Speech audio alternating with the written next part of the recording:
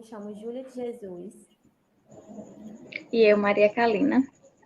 Somos alunas do 4º período do curso de Letras Português da Universidade Federal do Piauí, Campus de Picos, e estamos realizando este vídeo sob a solicitação e supervisão da professora doutora Cristiane Feitosa Pinheiro e do professor doutor Welbert Feitosa Pinheiro, segundo as respectivas disciplinas de Literatura Portuguesa 1 e Literatura Nacional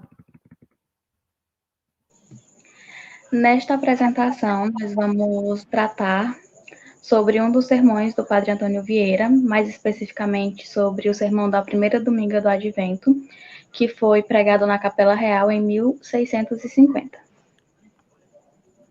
Sobre o Padre Antônio Vieira, ele nasceu em 6 de fevereiro de 1608, em Lisboa.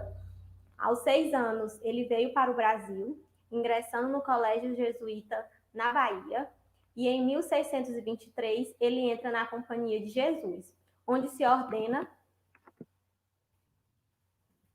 e também é onde começa a desenvolver as suas qualidades de oratórias, que mais adiante se tornarão motivo de muita admiração. Neste período, o Brasil passava por guerras com a invasão dos holandeses, onde Vieira teve papel importante, pois ele usava do poder de suas palavras para defender os injustiçados e perseguidos. Por conta disso, ele é preso pela Inquisição em 1663, pois eles perceberam o poder do padre com a sua mensagem política, a crítica social e sobre os novos cristãos daquela época. Nos anos de 1668, ele consegue a revogação de sua condenação e mais adiante, em meados de 1679, faz a publicação do primeiro volume dos Sermões, falecendo em 1697, aos 89 anos de idade, na Bahia. O tema geral desse sermão está centrado no dia do juízo final. Vieira ele vai discorrer sobre as ações humanas e o seu peso aqui na Terra, e ele vai partir, né, do dia do juízo final para falar sobre esse assunto. Outro ponto importante nesse sermão e em tantos outros do Padre Antônio Vieira é a crítica que ele faz a pessoas de grande importância da sua época. Em relação à estrutura, geralmente os sermões de Vieira possuem um segmento, como evidencia Moisés. Os sermões iniciam com um introito ou exórdio, no qual o pregador vai declarar como vai fazer a análise do tema em questão. A seguir, ele apresenta um desenvolvimento ou argumento, onde pode apenas aparecer um ou vários argumentos ao longo do sermão. E nessa parte, ele vai explanar sobre todos os pontos a favor e contra em volta do tema que está pregando. Seguindo também de alguns exemplos que asseguram seus argumentos. E finalizando, ele traz a sua peroração, onde vai finalizar a sua pregação, convocando os ouvintes, né, a praticarem aquelas virtudes que foram desenvolvidas durante a sua fala. Porém, essa estrutura não é lei. Por algumas vezes, Vieira não seguiu, como no sermão que abordaremos nesse vídeo, que ele é composto por 8 capítulos, e aqui o padre já começa de forma repentina o assunto, né? Como mostra o trecho mais adiante. Abrasado finalmente o mundo e reduzido a um mar de cinzas, tudo o que o esquecimento deste dia edificou sobre a terra, dou princípio a este sermão sem princípio. Então, Vieira, inicialmente, no primeiro capítulo, né, ele vai explicar o motivo desse sermão não ter um exórdio. Então, ele coloca: as grandes ações não há um mister exórdio. Elas per si mesmas ou supõem a atenção ou conciliam. Aqui nessa parte, ele está explicando que esse sermão ele tem uma importância muito grande, um peso muito grande. O assunto dele é muito importante. Então, ele não precisa introduzir. o tema do sermão, a partir do momento em que ele começar, já vai prender a atenção. Então, ele não vai precisar introduzir aquilo antes. Então, dando essa explicação, Vieira vai começar o assunto em questão. Ele também começa explicando que ele não vai falar sobre os sinais que antecederão o dia do juízo final, porque esses sinais não é preocupação para eles, e sim para quem vai estar vivo na época. Então, ele diz que vai começar descrevendo exatamente o dia do juízo final. E aí, ele começa a descrição dizendo: soará no ar uma trombeta espantosa, não metafórica, mas verdadeira. E obedecendo aos impérios daquela voz, o céu, o inferno, o purgatório, o limbo, o mar, a terra, abrir-se-ão em um momento as sepulturas e aparecerão no mundo os mortos-vivos. Então, aqui ele já descreve como vai começar ali o dia do juízo final, né? E ele levanta uma questão importante aqui. Como é que apenas o som de uma trombeta vai fazer com que os mortos se levantem, não é? E em seguida ele já vai responder esse questionamento, né? Ele vai dizer que vai dar um exemplo de milagre muito maior, que ao lado desse, esse vai parecer muito pequeno. O exemplo que ele dá é pedindo para que, se por acaso eles entrassem ao deserto, eles encontrariam em uma cova um Hilarião, ali um Paulo, acolá uma Thaís, e se perguntassem a essas pessoas o que é que eles estão fazendo naquela cova, quem os tirou a vida, quem os enterrou ali, eles vão responder que a lembrança do soar dessa trombeta, que vai anunciar o dia do juízo e que vai levantar os mortos, é que fez aquilo com eles, é quem tirou a vida deles. Então, Vieira conclui que, se o imaginar dessa trombeta fez com que vivos se enterrassem, como ela não poderia ter poder suficiente para que os mortos se levantassem? Então, ele deixa essa questão em aberto e vai começar a falar sobre. Ele vai, primeiramente, antecipar, né, o assunto do próximo capítulo, né? Ele coloca aí: vivemos como queremos e ainda mal, porque depois havemos de ressuscitar como não quiséramos. Aqui ele está antecipando o assunto que ele vai falar das duas vidas, né, no próximo capítulo. Então ele está colocando aqui que nessa vida a gente vive como quer e que na próxima a gente vai viver como não quiséramos. E assim ele vai finalizar esse capítulo. No segundo capítulo do sermão, o padre Vieira vai iniciar sua argumentação sobre o dia da ressurreição. Primeiramente, Vieira vai falar sobre como neste momento nada importa ter bom nascimento, dizendo: entre a ressurreição natural e a sobrenatural há uma grande diferença, que na ressurreição natural cada um ressuscita como nasce, na sobrenatural cada um ressuscita como vive. Logo, no momento pregado, ele vai dizer que nada importa como se nasceu, mas sim como viveu, né? Que o momento da ressurreição é o nosso segundo nascimento e que nesse a gente tem o poder do livre-arbítrio. Pois quis Deus que morrêssemos uma só vez e que nascêssemos duas, porque como morrer bem dependia bem do nosso albedrio, bastava uma só morte. Mas como nascer bem não estava na nossa mão, eram necessários dois nascimentos, para que pudéssemos emendar no segundo o que nos faltasse no primeiro. Ou seja, ele nos faz pensar que Deus nos providenciou que não fôssemos todos iguais e houvesse certas desigualdades, pois dessa maneira as pessoas poderiam sofrer no primeiro nascimento, porém procurassem alcançar um melhor no segundo. E o padre ainda consola e chama a atenção, né, ao dizer que não é para os humildes e sofredores aqui na terra desanimarem, pois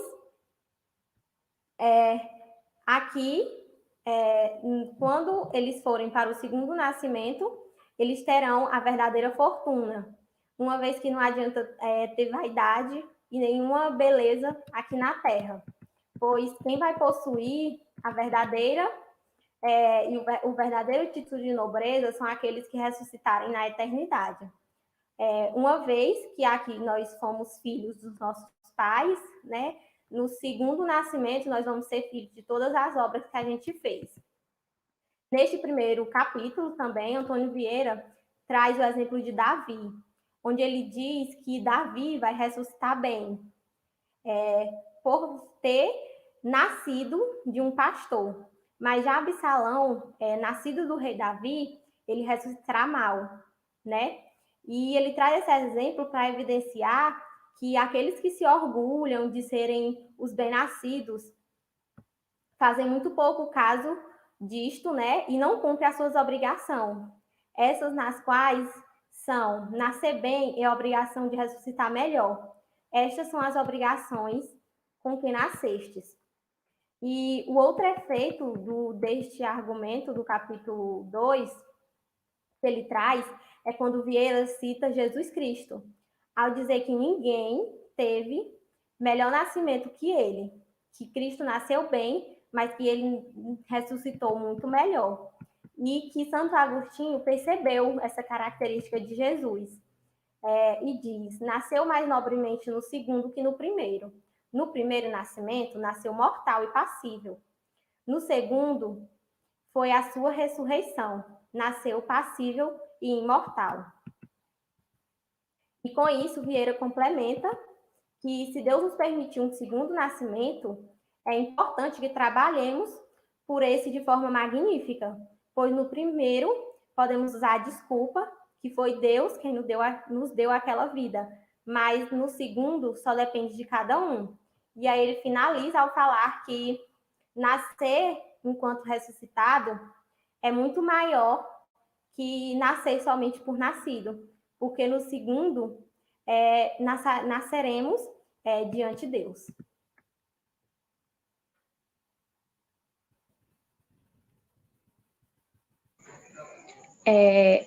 Aqui no terceiro capítulo, Vieira vai aludir sobre o Vale de Josafá. Ele vai partir para falar disso por conta de um questionamento que, segundo ele, é um questionamento frequente.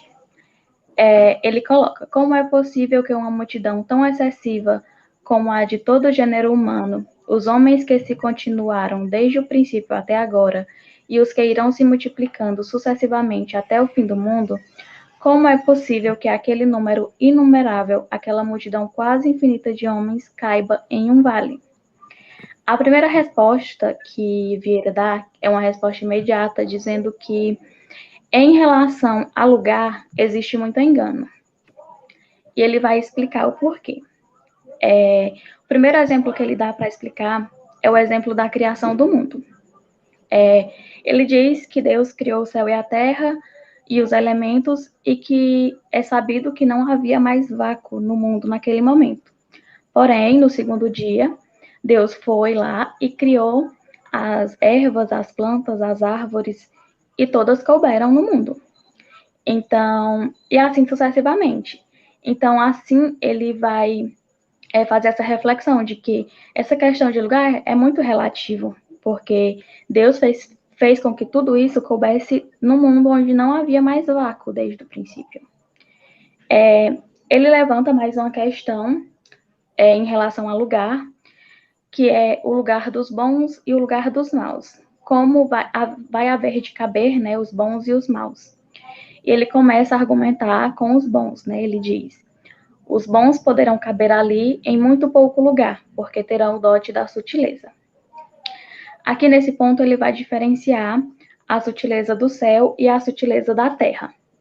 A sutileza do céu é quando a pessoa introduz o outro em si, sem precisar se afastar de ninguém. O que é totalmente diferente da sutileza da terra, porque na terra a pessoa ela introduz a si mesma e ainda precisa se afastar do outro para isso. Então, por conta disso, existem muitos, ele vai colocar muitos exemplos em relação a isso, porque na terra a pessoa ela vai precisar de muito mais espaço para se introduzir a si mesma. Um dos exemplos que ele dá E o exemplo que mais choca ele é o exemplo de Caim e Abel, porque ele diz que Caim e Abel não couberam em todo o mundo, que foi preciso que Caim matasse Abel para que ele coubesse, ele e a sua grandeza coubessem no mundo. Esse é o primeiro exemplo que ele dá em relação à sutileza, e ele vai argumentar um pouco sobre essa questão de Caim e Abel, e em seguida ele vai falar da parte dos maus. Na parte dos maus ele fala: da parte dos maus também há de haver dificuldade em caber no vale. Não há dificuldade em caber no vale. Porque, ainda que os maus são tantos e hoje tão grandes e tão inchados, naquele dia hão de estar todos muito pequeninos. Aqui ele fala que as pessoas más, elas têm essa questão da grandeza, né? São muito grandes, são muito inchados. E como é que essas pessoas vão caber no vale? E ele vai dar exemplos para mostrar como é que elas vão caber no vale. O primeiro exemplo que ele dá é da Arca de Noé. Ele faz o questionamento de como tantos animais couberam em uma arca tão pequena. E ele responde que a arca era pequena, mas o dilúvio era muito maior. Então, um segundo exemplo também é o das estrelas. Vieira vai dizer que, segundo Cristo, as estrelas vão cair do céu no dia do juízo final. Isso quer dizer que elas vão caber na Terra, já que elas vão cair. Mas como assim, se as estrelas elas são muito maiores do que a Terra, como é que elas vão poder caber aqui, né? E ele diz que lá em cima elas são grandes, mas a partir do momento em que elas caem, elas vão murchar, assim como nós. Nós, no dia do juízo final, vamos murchar para caber no vale. E aí, no final, ele dá meio que um direcionamento, onde ele diz que deem os homens em cuidar na conta que hão de dar a Deus, e eu vos prometo que sobejam lugares. Aqui ele está dizendo que os homens eles têm que se preocupar apenas com as contas que eles vão prestar com Deus.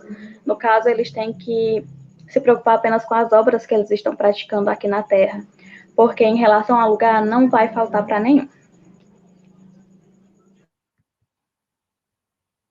No capítulo 4, Vieira continua com a sua argumentação, trazendo o juízo final como parte central. Aqui ele comenta sobre a presença do gênero humano diante o juiz e seu trono e inicia dizendo: correr-se-ão as cortinas do céu e aparecerá o supremo juiz sobre um trono de resplandecentes nuvens. Logo, ele vai mostrar que nesse momento de juízo final, a primeira das ações será a separação dos maus dos bons, cada um por seus estados, começando dos papas até o mais simples dos indivíduos.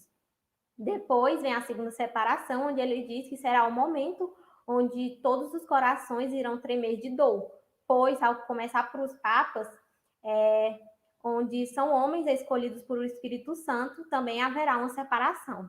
E aí ele cita dizendo: todos nesta vida se chamaram padres santos, mas o dia do juízo mostrará que a santidade não consiste no nome, senão nas obras. E então ele prega o quão pobre foi aqueles que tiveram uma vida beata, né? E que ainda assim foram condenados. E fala, e aí ele prossegue com a separação dos bispos, onde várias ações e atitudes foram falhas na sua vida cristã e critica os pastores e pregadores da igreja, que falham em procurar salvar outras vidas, sendo assim, faltando com o que prometeram. E com isso ele dá o exemplo de São Jerônimo, sobre um sacerdote que não aceitou o bispado.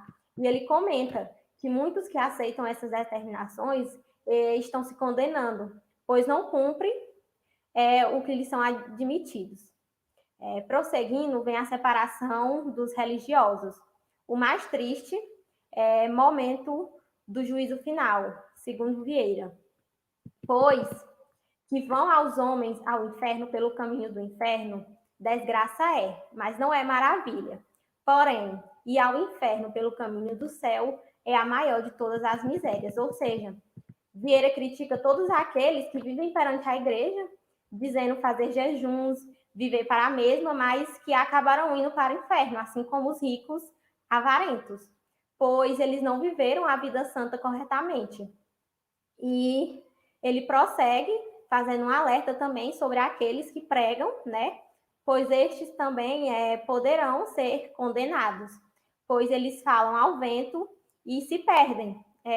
E, portanto, né, estarão no mesmo lugar que os indivíduos da corte por conta de seus descuidos.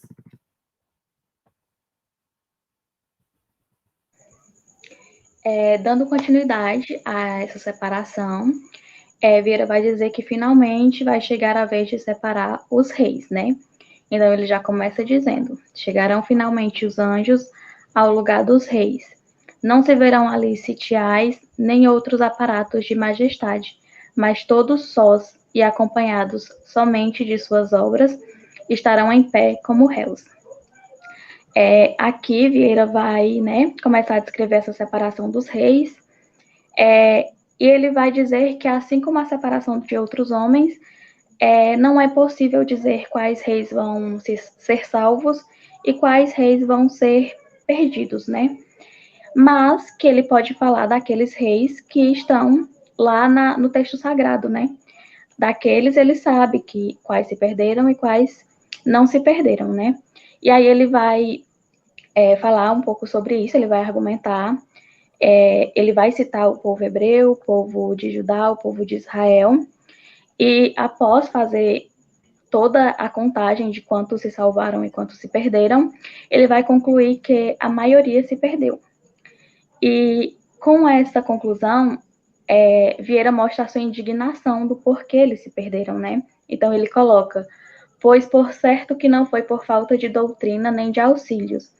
Recebiam favores do céu, e quando era necessário, não lhes faltavam também castigos, e nada disso bastou. Então, esse é o motivo pelo qual Vieira acha muito difícil que alguns reis se salvem, né? E aqui também eu relembro que eu falei lá no início sobre a crítica às pessoas de influência, né, da sua época. O Vieira aqui está fazendo uma crítica direta aos reis, né? E terminando toda a argumentação em volta da separação dos reis, Vieira vai tratar da separação que, segundo ele, pode parecer a mais dolorosa, a mais lastimosa, né? Que é a separação das pessoas que se amam. Então ele vai colocar aí que assim se apartarão para nunca mais os que se amam nesta vida e os que tinham tantas razões para se amarem também na outra. Então ele vai dizer que vai começar a separação dos pais com os filhos, a separação de irmãos com irmãos, a separação de amigos, de esposas e maridos, e que vai ser assim até a eternidade, porque vai ser assim enquanto Deus for Deus. Nessa sexta parte, o padre Antônio Vieira fala em torno do que é inocente, do que é culpado, assim como também exemplifica 2 pecados. Iniciando, ele diz: feita a separação dos maus e bons, e sossegados os prantos daquele último apartamento, que serão tão grandes como a multidão e tão lastimosos como a causa, posto todo juízo em silêncio e suspensão, começará a se fazer o exame de culpas. Portanto, diante essa primeira explanação, ele se pergunta quem no mundo não conhece os pecados. Mesmo presenciando todas as separações, as apurações da vida na Terra, não podem declarar nada sobre o que levaram até ali. Em vista disso, ele também inicia sua explanação sobre os 2 pecados, que, ao ver, são os que merecem uma maior atenção, né? Pecados de omissão e pecados de consequência. Estes são os 2 escrúpulos que vos quisera hoje advertir e intimar da parte de Deus. Isto porque, segundo ele, as contas que deveremos prestar serão mais por as coisas que deixamos de fazer e não por as quais fizemos. Os atos falhos de omitir ações que irão condenar todos nós, pois diante de uma omissão feita, pode-se perder, inclusive, uma alma. Vieira, contudo, mostra que desde as omissões divinas, até um alto cargo, todos irão estar cometendo uma omissão, que serão danos piores do que aqueles que são chamados de malfeitores aqui na terra.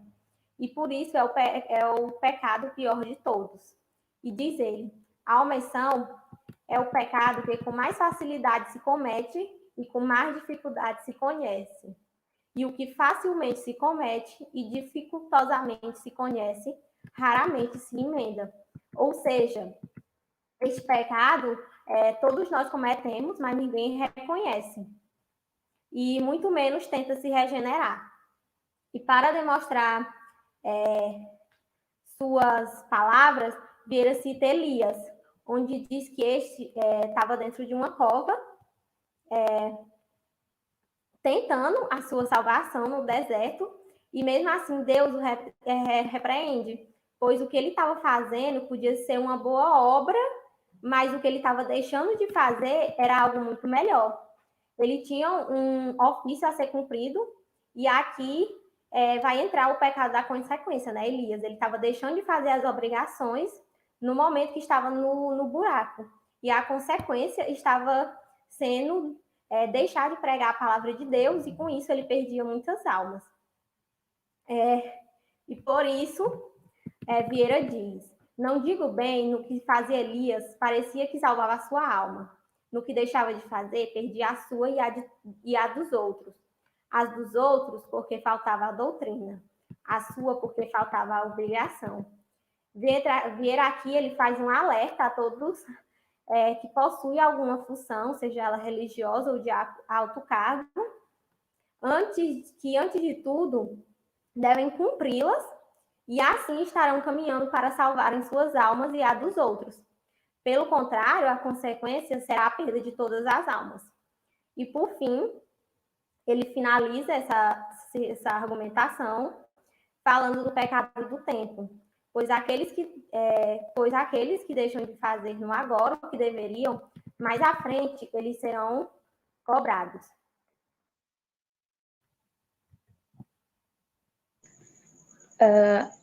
Iniciando a parte 7, né? Vieira agora vai tratar do segundo escrúpulo, né? Que é os pecados de consequências. Ele vai iniciar esse capítulo com uma passagem que, segundo ele,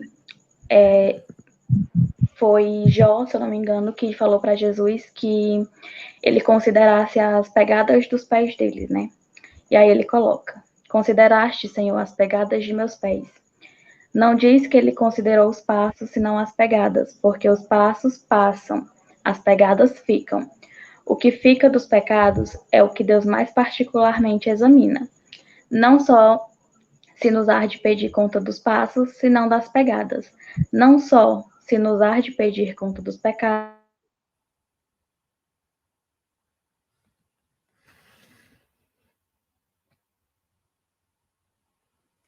da ação tem uma consequência. E para exemplificar, ele vai falar sobre Zaqueu, né? Zaqueu, ele era um cobrador de impostos em Jericó. Ele era rico porque ele roubava, porém, Jesus perdoou ele. O motivo é que Zaqueu, ele se arrependeu e falou para Jesus que devolveria tudo que ele roubou e daria 4 vezes mais. Ele devolveria tudo que ele roubou porque para restituir o pecado dele e daria 4 vezes mais para restituir as consequências desse pecado. Então, Vieira aqui, né, ele está falando justamente sobre essas consequências que as ações das pessoas têm. Se você se arrepende e restitui aquele dano que você causou, você será perdoado. Mas se você não fizer isso, provavelmente você não será salvo, né? E aí, mais um exemplo que ele dá é o exemplo do voto, né? Ele diz que se você votou em uma X pessoa por conveniência, seja por ser seu parente ou por qualquer outro motivo, e essa pessoa, com o cargo que adquiriu, cometeu coisas ruins, aquilo também vai estar junto com os seus pecados, porque aquilo é uma consequência do seu voto, da sua escolha. E aí ele coloca: oprime o que elegeste os pobres, choram as viúvas, padecem os órfãos, clamam os inocentes. E Deus vos há de condenar a vós, porque o vosso voto foi causa de todas aquelas opressões, de todas aquelas tiranias. Então, ele vai argumentar sobre essa questão do voto, ele vai falar muito sobre isso, e em seguida, para terminar o capítulo, ele vai dizer que todo homem que é causa gravemente culpável de algum dano grave, se não restituiu quando pôde, não se pode salvar. Todos ou quase todos que governam são causas gravemente culpáveis de graves danos, e nenhum ou quase nenhum restituiu o que pôde. Logo, nenhum ou quase nenhum dos que governam se pode salvar. Aqui, novamente, fica claro uma crítica, né, a quem governa, e ele fala justamente isso que eu acabei de dizer, né, que aqueles que restituem o erro que cometeram serão salvos. Os que não restituem não serão salvos, e um exemplo disso é os que governam, que raramente restituem. Por fim, neste 8º e último capítulo do sermão, o padre vai fazer a sua peroração.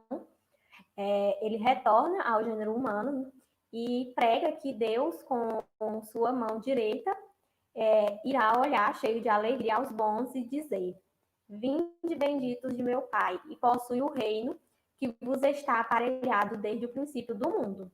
Com isso, ele nos mostra que qualquer um de nós podemos ser um destes, aí ao reino dos céus, mas que depende somente da nossa vontade e das nossas obras. Que por mais seja difícil nossa vida, devemos sempre lembrar da lei de Cristo. E aí ele continua dizendo que depois, com a mão esquerda, o Senhor vai se voltar de forma severa e dizer: ide malditos ao fogo eterno, que estava aparelhado não para vós, senão para o demônio e seus anjos. Mas já que assim o quiseste, ides. E, portanto, ele mostra que o Senhor ele não reserva um inferno para ninguém, mas são as nossas atitudes ou a falta delas em nossas omissões que nos levarão ao fogo eterno. E então, assim, ele fecha o seu sermão dizendo que a terra se abrirá, né? E todos cairão. Isso por não cumprir as suas determinações na terra, como haveria de ser para ter uma boa ressurreição. E uma boa separação no dia do juízo final. E é isso. Aqui nas considerações finais, eu quero ressaltar a relevância dos sermões do Padre Antônio Vieira. Eu e Júlia, a gente recomenda, né, a leitura tanto desse sermão como de outros, né? Ele tem inúmeros sermões. Então, nós esperamos que vocês tenham gostado e que tenha ficado claro, né, todo o percurso desse sermão. E aqui as referências que nós utilizamos para fazer, né, tanto o vídeo como os slides.